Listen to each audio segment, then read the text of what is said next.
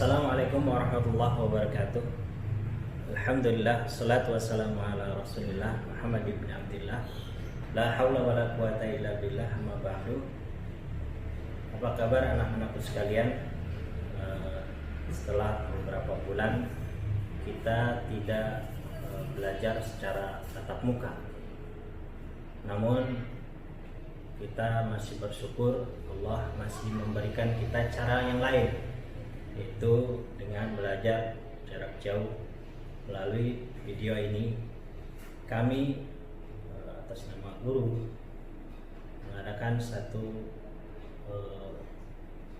yang lain, yaitu belajar dengan video ini. Tentunya kita bersyukur kepada Allah Subhanahu wa taala atas segala nikmat yang Allah berikan kepada kita,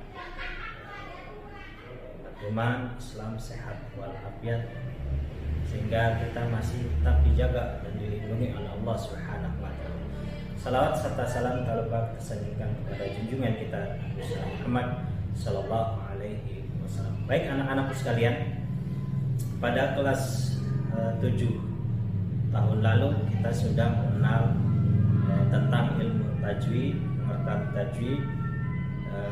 Di kelas 8 ini kita mulai lebih mendalam mengenal ilmu pengetahuan tentang tajwid, yaitu bagaimana cara membaca Al-Quran dengan baik dan benar tentunya. Dan tentunya di sini materi yang Bapak akan sampaikan yaitu mengenai hukum nun mati dan tanwin. Apa itu hukum nun mati dan tanwin?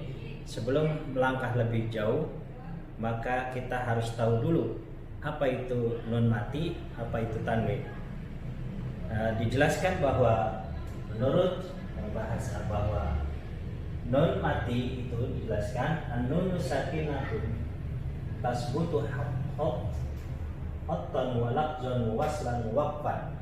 Artinya nun bersukun tetap nyata dalam penulisan maupun pengucapan, baik wasol dan waqaf.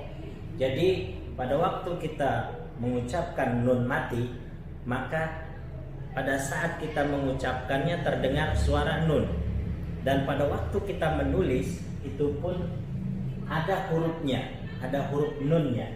Misalnya nun mati ini kalau kita sebut nun, terdengar di telinga kita adalah huruf nun.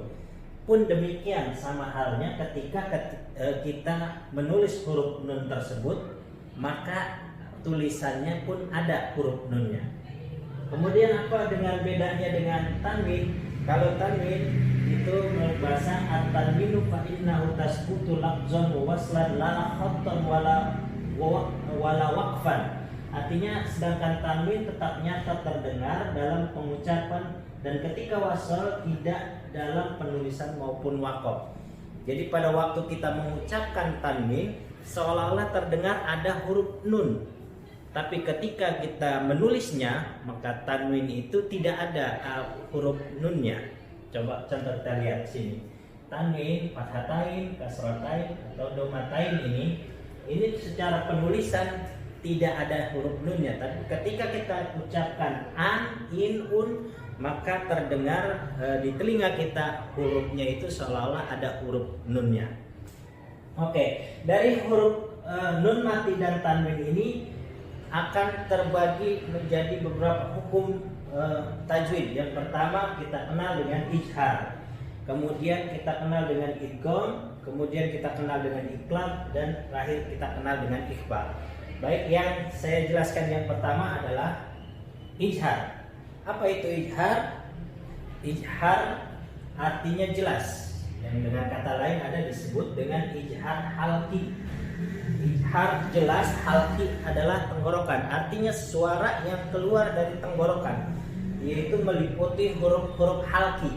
Huruf halqi antara lain yaitu alif, ha, kha, ain, ghain, dan ha. Ada 6 hurufnya, dan ini apabila kita baca maka harus jelas adanya. Contoh kita lihat dengan pengucapan an'amta. Ketika nun mati bertemu dengan ain, maka hurufnya harus jelas. Dan ketika kita baca dengan an-am tak lain lagi nantinya. Nah, dan ini tidak boleh ditahan. An-am tidak boleh, karena ini adalah ijhar halqi. Ini cukup jelas adanya dan kita harus membacanya dengan jelas. Kemudian yang kedua contohnya daripada ijhar halqi adalah min ajrin. Nun mati bertemu dengan huruf alif, maka kita baca harus dengan jelas. Kemudian wal munkhaliqatu, nun mati bertemu dengan kha, dan itu harus juga jelas bacanya dan tidak boleh ditahan ataupun didengung. Karena itu ilmu tajwid mengajarkan kepada kita untuk menempatkan semua huruf-huruf itu sesuai dengan porsinya masing-masing. Dan dari huruf hijaiyah yang 29 itu nantinya akan terbagi dengan beberapa cabang-cabang yang lain diantaranya ini. Nah, ini kita lihat dari hukum nun mati atau tanwin, sotain, domatain yang kita kenal dengan fathatain, kasratain, domatain ini adalah tanwin. Asalnya tanwin itu kita lihat dari fathah karena satu, kemudian kalau dia menjadi dua namanya fathatain. Fathatain dua. Jadi ijhar halqi dalam hal ini adalah suara yang keluar dari tenggorokan yang diantaranya hurufnya adalah alif, ha, kha, ain, ghain, ha. Ada 6 hurufnya dan itu ketika kita membacanya harus benar-benar jelas dan dipahami, dan itu perlu diulang dan diulang terus. Kemudian contohnya ini diantaranya min ghillin, dan ini pun tidak boleh ditahan, ini harus bacanya jelas karena ini adalah bagian daripada huruf halqi. Nah, huruf halqi ini apabila bertemu dengan nun mati atau tanwin, maka dia bacanya harus jelas dan tidak boleh didengung. Nah, halqi ini sudah saya jelaskan tadi adalah suara yang keluar dari tenggorokan dan dibaca dengan jelas. Dan itulah gambaran tentang mengenai nun mati atau tanwin. Mudah-mudahan anak-anak sekalian dapat memahaminya dan sering dipraktekkan dan diulang-ulang supaya jelas dan bisa terus belajar di rumah dan mudah-mudahan mendapatkan ilmu yang bermanfaat. Assalamualaikum warahmatullahi wabarakatuh.